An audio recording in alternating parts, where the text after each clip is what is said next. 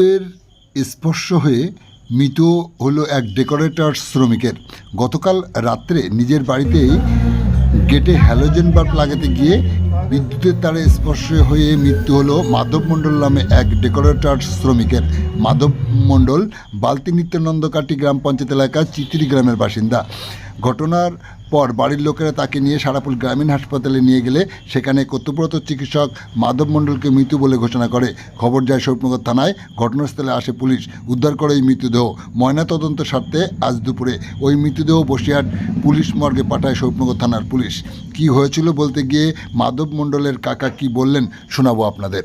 দাদা, যিনি মারা গেছেন ওনার বাড়ি কোথায়? বাড়ি চিতুড়ি মাঠপাড়া। মাঠপাড়ায়। কি নাম ওনার? মাধব মণ্ডল। মাধব মণ্ডল। কি হয়েছিল? হয়েছিল অ্যাকচুয়ালি ও একটা গেট বানিয়েছিল বিয়ের অনুষ্ঠান কিংবা অষ্টমপুরের অনুষ্ঠানে যে গেটগুলো সাজায় ওই গেট সাজিয়েছিল। ও কি প্যান্ডেলের কর্মী ছিল? হ্যাঁ, কর্মী ছিল। এবারে গেটটা কেমন দেখা যাচ্ছে একটা হ্যালোজিন লাগিয়ে টেস্ট করছিল। টেস্ট করতে গিয়ে দুর্ঘটনাটা ঘটে যায়। ইলেকট্রিক শর্ট খেয়ে ও মারা যায়। শরীফনগর থানাকে ইনফরমেশন করেছেন? হ্যাঁ, থানায় ইনফর্ম করা হয়েছে। থানা মোটামুটি সব কিছু আমাদের বলে দিয়েছে। সিস্টেমেটিক চললে তাড়াতাড়ি ডেড বডিটা পাবে। আচ্ছা, আপনার নাম? আমার নাম গৌতম সরকার। কি হয় আপনার?